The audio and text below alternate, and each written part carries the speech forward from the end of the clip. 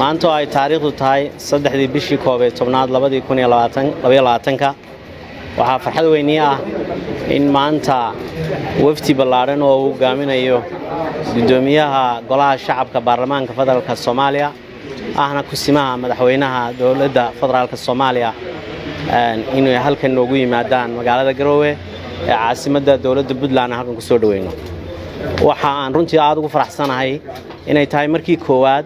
ee shirgudoonkii golaha shacabka baarlamaanka federaalka Soomaaliya oo dhan oo ay la socdaan xubniye kale guddiga joogtada ah inay halkan u yimaadaan inay runtii ku shaqeeyaan muddo toddobaad iyo ka badan baa ay nala joogaan runtii aan halkan ku soo dhaweeyno aniga iyo madaxda kale ee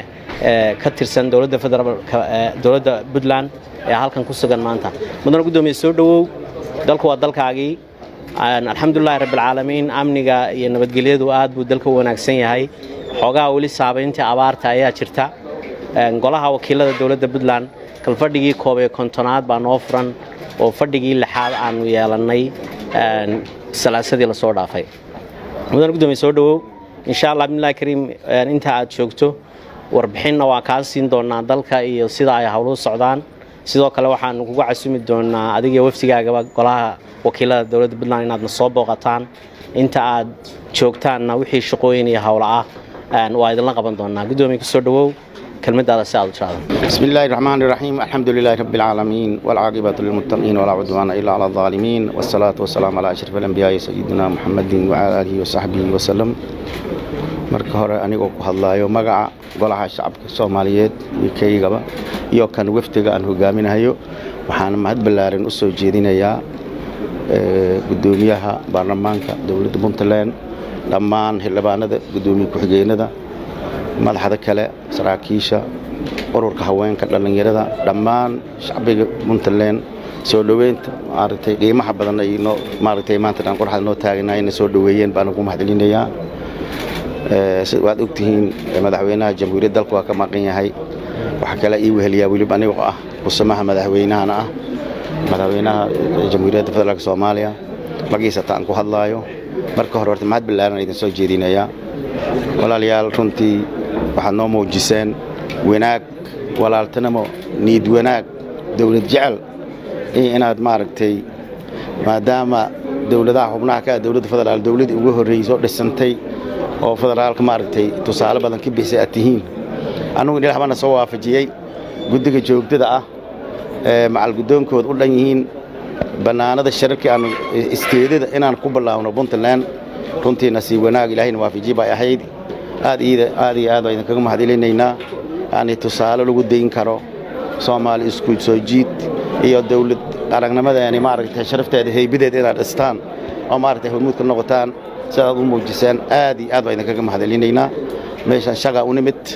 shacbiga iyo mas'uul dawladana waan soo booqanay shaqana waa u nimid maadaama federaaleenti iyo wiilal dawlad dhiska lagu jiro waxaan go'aansanay intii dibadaha la aadi lahaa gudiyada shirarka maartay muhiimka ah iyo shuruucda dalka looga doodayo meel kamida isteedadeen inaan maartay ku bilaawno marka nasiib wanaag waxa uu helay Puntland inaan ku bilaawno shirarka aan isteedada ku qaban doono taasna alxamdulillah waa nasiib wanaag aydan maartay Puntland ay yeelatay aad baad u mahadsantihiin kullay wixii shaqo ah wixii tala isdhaafsi ah wixii iswaraysi ah waa u fadhiisan doona maalmahan waa idin la joognaa marka aad baan ku mahadcelinayaa duwar badan kale ma galahayo insha Allah baarlamaanka mas'uuliintii oo baarlamaanka doomiyay baarlamaanka hogaaminayo iyo dadka oo dhan maadaama maanta inoo taaganayeen waqti badan sugaayeen ma dhabaad maartay idin ku daahinayno laakiin wixii tala ah wixii booqasho ah sida baarlamaanka deegaankiis iyo maartay waxaan rabnaa xiis badan aan u qabnaa maartay Garowe aniga waxa igu dambeysay 2000 iyo waxa igu dambeysay 1990 isagaalkii iyo 2000 labadaas jeer maartay wiftan ku imid waagi uu noolaa madaxweyne Abdullaahi Yuusuf madaxweynaha ka ahaa سديرنا نوجس دوي مركز نفس الكذا مر وحن جوجي شني توم معلومات ويفتك أني جهو جامينا اللي حقوا فاهين مرنا دومي هنا هراء أو مارتي واقع أن أوروك هين أنت دولة لوضع السنين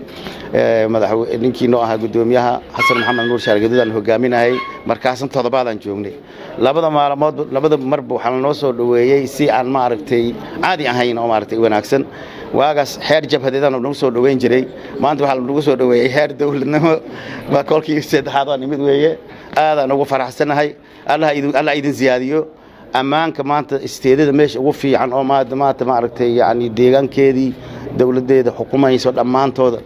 jaqaf iyo wax waa qarina ay tuugo waa iska jiraan laakiin isteedka oo dhan maamulkiisa dawladda gacanta ku hayso waa idinka inta kale Ilaahay waxaan ka rajaynaynaa kacdoonka hadda socdo ma aragtay in ma aragtay isteedada dhan ay noqdaan kuwa xur ah si shacabka Soomaaliyeed nasasho u helaan abaarta waxa hoojiyay waa la ogyahay yani amni daradaas ugu weyn marka aad iyo aad baan idinku mahadcelinayaa soo dhaweyntiina diirin anaguna insha Allah wixii tali annina min kulli mas'uuliyiinta waa isla fadhiisan doona hadii Alla idmo aad iyo aad u mahadsantihiin assalaamu alaykum wa rahmatullahi wa barakatuh